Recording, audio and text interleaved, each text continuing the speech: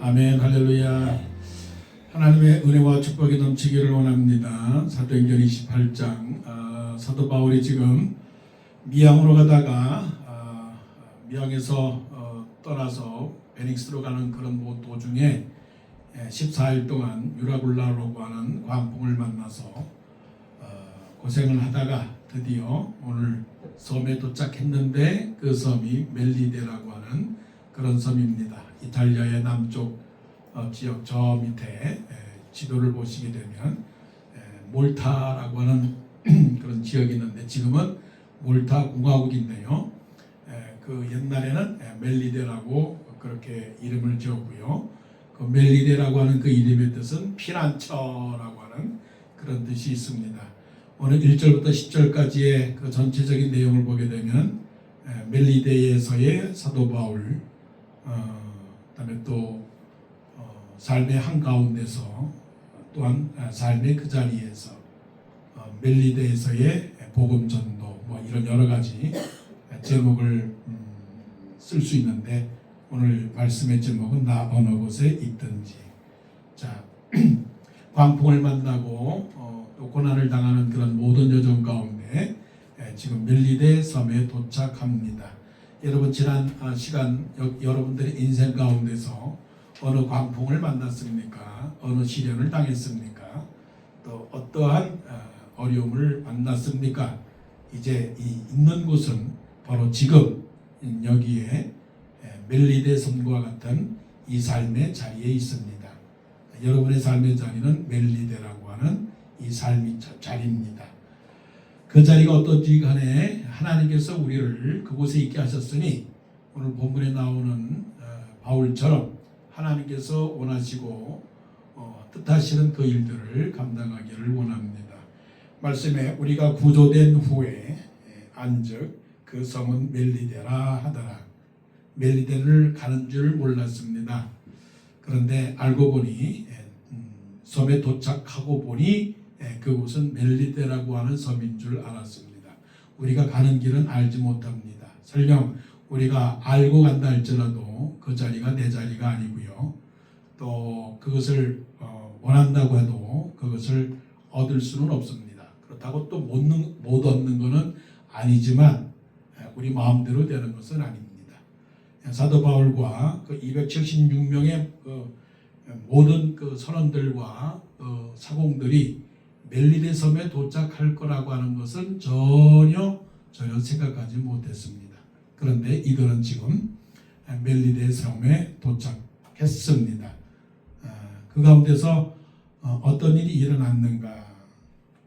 2절 말씀에 보니까 비가 오고 날이 참해 원주민들이 우리에게 특별한 동정을 하여 불을 피워 우리를 다 영접하더라. 이런 상황을 만나면 참 좋은 상황입니다. 힘들고 어려울 때 누가 와서 도움을 주고 또 따뜻한 물을 마시고 차를 주고 차를 마시게 하고 또 쌀을 주고 또 의복을 주는 그런 사람들을 만나면 참 행복하고 축복된 일입니다. 우리의 삶의 가운데서 비록 힘들지만은 하나님께서 도와주시는 사람들을 많이 만나서 이런 도움을 받고 또 힘을 얻는 그런 순간들이 있기를 원합니다. 그러므로 언제든지 우리는 인생 가운데서 피할 길이 있고요. 도울 길이 있고요. 살아날 길이 있습니다. 그래서 날마다 하나님께서 우리에게 성령으로 말씀해 주시는 것은 절망은 없다. 끝이 아니다.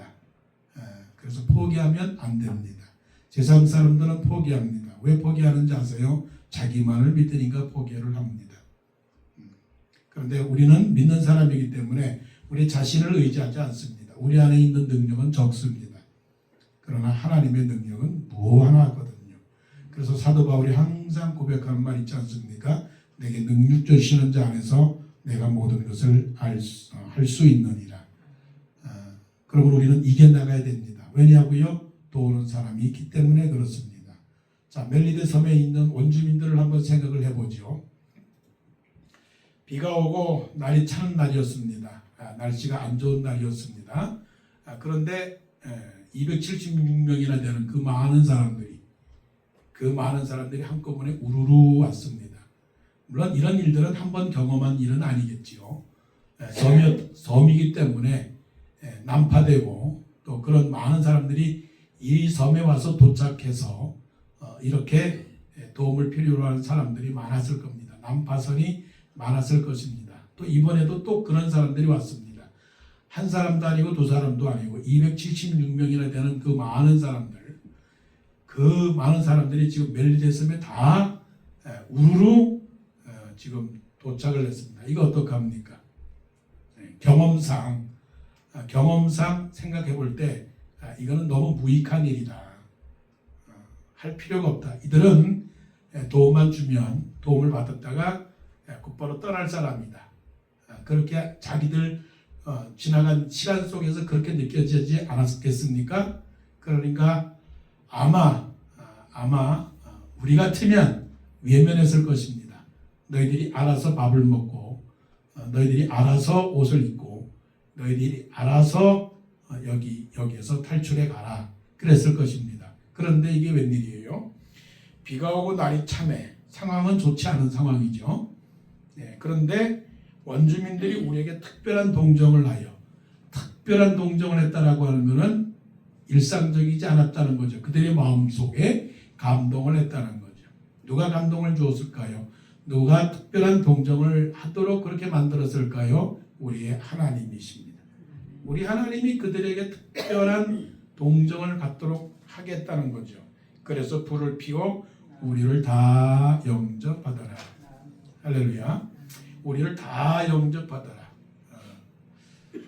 우리가 살아가는 동안에 우리가 원주민이 되는 상황을 만날 수가 있겠죠. 우리에게 도움을 청하러 오는 사람들, 우리에게 불현듯 찾아오는 손님들, 별로 도움을 주어도 줄 필요가 없는 사람들을 만나게 될 때가 있겠죠. 그런 사람들을 만나면 어떡하겠습니까? 지나가겠습니까? 외면하겠습니까? 아니면은 우리의 마음에 조금의 일말의 양심의 가착이 느껴서 그들에게 많은 것을 못 줘도 물 냉수 한 그릇을 주겠습니까? 어떡하시겠습니까? 오늘 말씀 속에서 이 원주민들이 한 행동을 보면서 우리는 어느 곳에 있든지 무슨 상황을 만나든지 어려움에 있는 사람들에게는 특별한 동정을 해야 되겠다. 이 특별한 동정이라고 하는 건 사랑이요. 특별한 동정은 긍휼이요. 특별한 동정은 자비요. 특별한 동정은 섬김입니다. 특별한 동정은 나눔입니다. 섬에서 먹을 것이 얼마나 많았겠습니까? 그것도 276명이나 되는 말씀 속에서는 다 276명의 이름을 기록되진 않았지만 그 유라굴로라고 하는 광풍을 만나고 나서 한 사람도 죽지를 않았습니다. 다 살려놨습니다. 누구 때문에요? 사도 바울 때문에 다 살아났습니다. 그런데 멜리데 섬에 도착했는데 이게 멜리데 섬이 풍요로운 그런 동네도 아니고요. 섬이 있지 않습니까? 난 섬을 잘 알거든요. 섬에는 먹을 것이 없습니다. 먹을 것이 없기 때문에 자기도 먹기도 힘들어요. 그런데 이렇게 섬김을 했다라고 하는 것을 볼 때는 우리는 성경 속에서 많은 섬김의 예를 찾아볼 수 있죠. 여러분, 남을 섬기게 되면 내가 복을 받는다. 섬기면은 축복이 있다. 이걸 꼭 기억해야 됩니다. 아브라함이 있지 않습니까? 아브라함이 마물의 상수리 나무 아래에 있었는데 지나가는 세 사람이 있었습니다. 낮에 지나가는 세 사람. 그건 그렇게 관심 있다고 그 지나가는 세 사람 행인이지 않습니까? 나그네지 않습니까? 우리에게 찾아오는 손님도 아니고. 그런데 지나가는 세 사람을 보고서는 달려가서는 무릎을 꿇고 머리를 숙이면서 말합니다. 내 주여, 내가 주에게 은혜를 입었으면 우리 집에 머물러 가게 하소서. 우리 집에 머물러 달라고 하는 겁니다. 그렇게 관심이 많다고. 그러면서 물을 줘서 발을 씻게 하고 송아지를 잡고 우유를 주고 떡을 만들고 그래서 극진히 그 세 사람을 대접을 했습니다. 이게 평범한 일입니까? 평범한 일은 아니죠. 물론 다른 사람 같으면 성경에 이렇게 하나의 샘플이 있으니까 나도 한번 의도적으로 목적적으로 어느 대상을 딱 지정을 해가지고 저 사람한테만 잘하면 아마 저 사람은 나에게 축복의 근원이 될 수 있을 거야. 다른 사람은 아니고 저 사람한테만 잘하면 돼. 아브라함이 세 사람을 했듯이 나도 한번 대상자를 정해볼까? 그런 의도로 한 건 아니겠죠. 아브라함도. 그래서 이 세 사람이 대접을 다 받고 나서 아브라함에게 축복합니다. 내년 이맘때에 너에게 사라에게 아들을 잉태할 것이다. 이게 무슨 관계입니까? 목적을 가지고 한 건 아니죠. 그런데 하나님께서 아브라함의 마음속에 그런 섬김의 마음을 주었고 또한 그분들이 결국은 하나님의 천사였다는 거죠. 이 세상에는 하나님의 천사들이 너무나 많습니다. 지금도 지나가고 있습니다. 세 사람이 지나갈 수도 있고요. 한 사람이 지나갈 수도 있고요. 지나가지 아니하고 나하고 같이 사는 사람도 천사가 될 수도 있는 것이죠. 이 멜리데의 원주민처럼 비가 오고 날이 차는 그런 어두운 비가 오는 저녁에 무엇도 하기 싫은 이때에 마음도 그렇고 몸도 그렇고 다 피곤한 그때에 이 사람들에게 떡을 주고 이 사람들에게 불을 피고 이 사람들에게 동정을 해서 영접을 했다고 했으니 이런 놀라운 섬김의 모습은 어디 있습니까? 여러분 우리의 상황이 어떠하든지 간에 내 형편이 어떠하든지 간에 내 마음과 생각과 내 집안 사정이 어떠하든지 간에 내 직장이 어떠하든지 간에 내 물질적 형편이 어떠하든지 간에 하나님께서 있는 곳에서 나 어느 곳에 있든지 이런 사람들을 섬긴다면 그것이 하나님의 축복이 될 줄로 믿습니다. 이것이 바로 예수님께서 우리에게 가르쳐 주시는 섬김의 도리인 줄로 믿습니다. 자, 불을 피우고 있습니다. 3절. 바울이 나무 한 묶음을 거두어 불에 넣으니 뜨거움으로 말미암아 독사가 나와 그 손을 물고 있는지라. 그렇지, 내가 그럴 줄 알았다니까. 사도 바울, 당신 너무 잘난 척했어. 당신이 뭔가 그동안 우리가 배를 타고 오는 가운데 당신이 이것 해라 저것 해라 너무 당신이 말이 많았어. 내가 평소에 당신을 봤는데 당신은 뭔가 큰 코 다칠 줄 알았어. 내가 그걸 기다렸거든. 내가 말을 안 했을 뿐이지 당신은 뭔가 문제가 있었던 사람이야. 그렇지. 그런 것을 기대했던 사람들이 없잖아 있었겠죠. 사도 바울이 이 나무 묶음을 가지고서는 불에 던졌더니 땅에서 뭐가 나왔습니까? 독사가 나왔습니다. 독사가 어떻게 해요? 확 물었습니다. 그러니까 사람들이 이야 잘됐다 잘됐어. 너 죽어. 평소에 나는 너를 그렇게 편하게 보지는 못했어. 너 어디 한번 잘 되나 봐라. 잘 되나 봐라.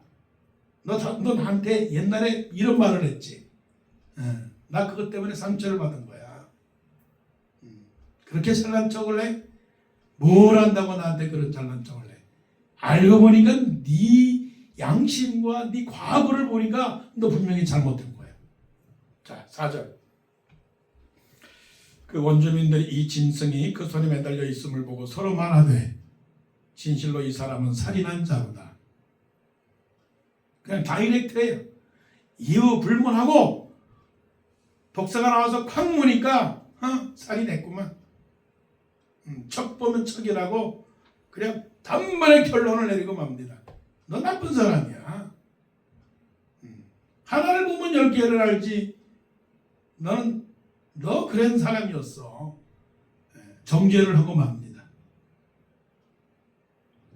그리고 4절 하바 뒤에 바다에서는 구절을 받았으나 공의가 그를 살지 못하게 함이로다.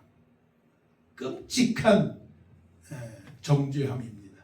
판단입니다. 우리 그런 판단 잘하죠. 참 잘하지도 못한 사람이 참 주저넘게 나서고 있네. 건방져.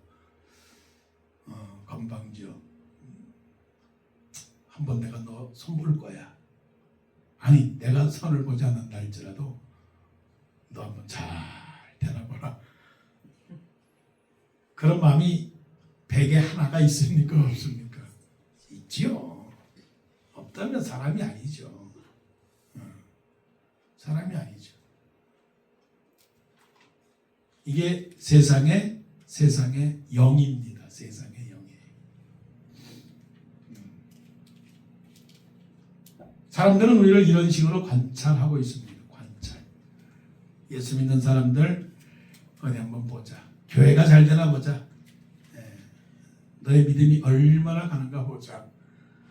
복음을 전한다고, 선교를 한다고 얼마나 열매를 맺는가 보자. 기도를 그렇게 얼마나 잘 되나 보자. 너의 기도가 응답을 받아. 세상이 우리를 지금 날카로운 눈으로 바라보고 있습니다. 그래서 기독교를 비판하고 교회를 헐뜯고 또 목회자들에 대한 신뢰를 잃어버리고 또 교회에 대한 직분자들도 우습게 보는 그런 경향이 있죠.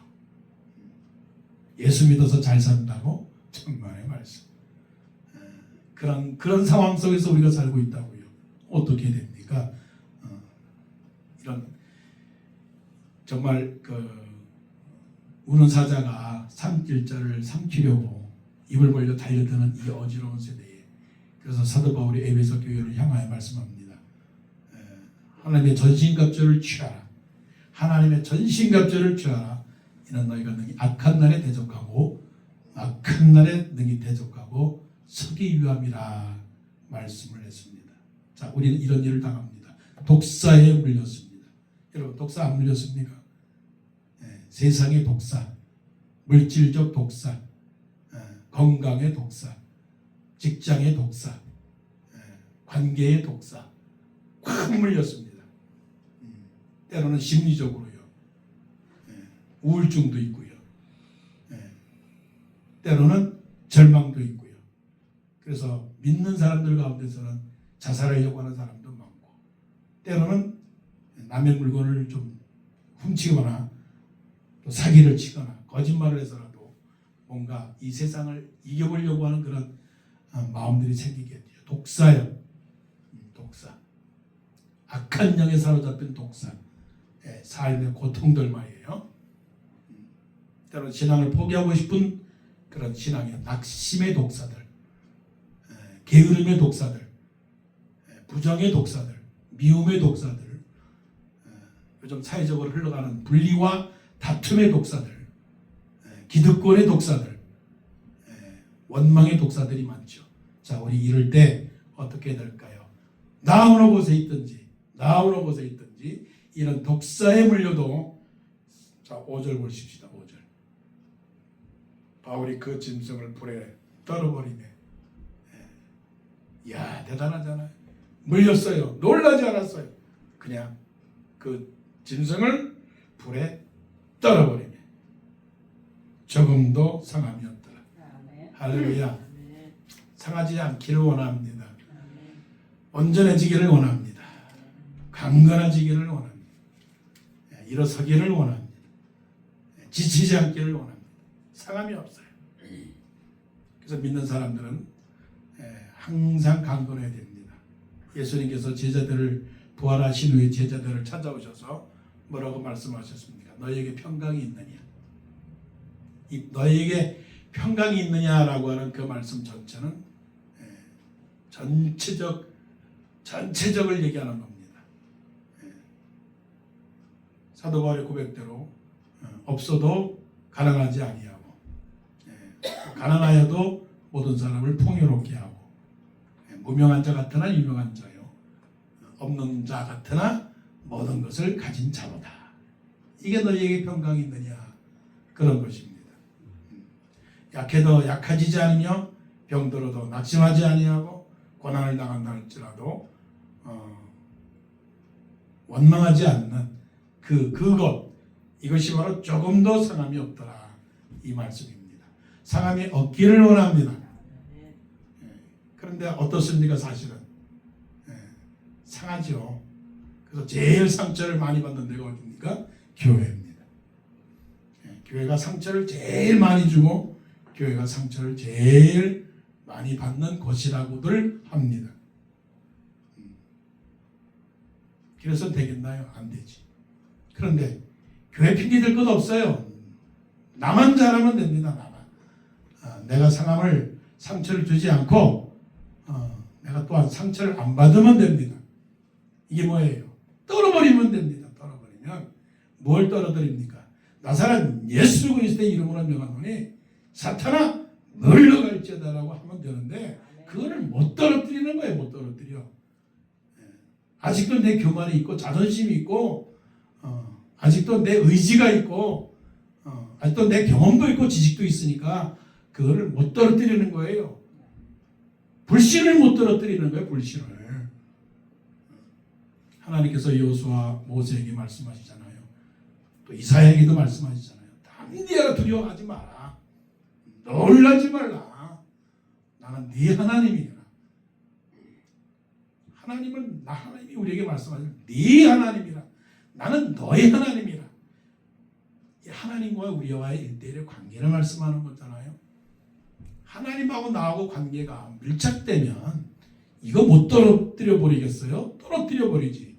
사도 바울이 여기서 놀랬다는 말씀합니까? 죽을까봐 겁냈다는 말씀을 합니까?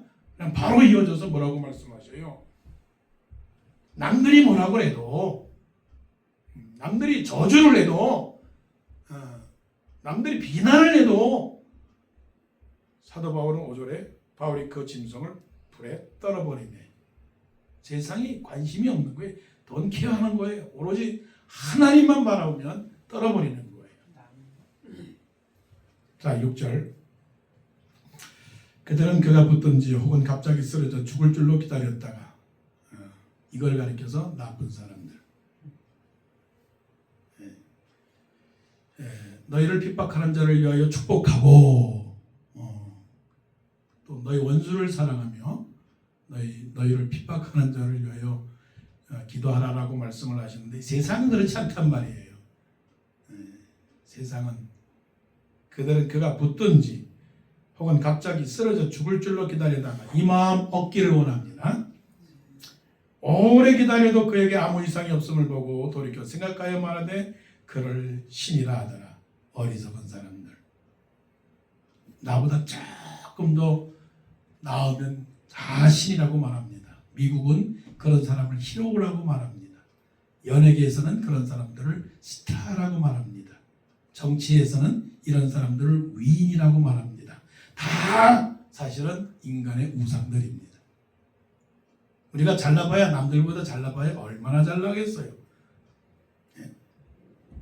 우리가 남들보다 성공해봐야 얼마나 성공하겠느냐고요. 그런데도 사람들 가운데서는 조금만 훌륭하면 대단하다 대단하다 합니다. 이게 뭡니까? 미신이고요. 이게 뭡니까? 우상이고요. 이것이 뭡니까? 샤머니즘이에요. 그냥 스스로 생각하고 마음대로 생각하고 이것이 사람의 예술과 모든 풍조와 이 세상의 그런 흐름이지요. 얼마나 어리석어요. 어느 때는 죽으라 해놓고서는 어느 때는 신이라고 말하고 어느 때는 좋아했다가 어느 때는 완전 이게 바로 유대인의 모습들이죠. 자, 장면은 넘어갑니다. 7절. 이스라엘에서 가장 높은 사람 보블리오라 하느니가 근처에 토지가 있는지라 그가 우리를 영접하여 사흘이나 친절히 머물게 하더니 보블리오의 부친이 열병과 이질에 걸려 누워있거늘 바울이 들어가서 기도하고 그에게 안수하여 낫게 하며 이거였군요. 왜 멜리데 섬을 보냈는가 했더니 이거 하나 위해서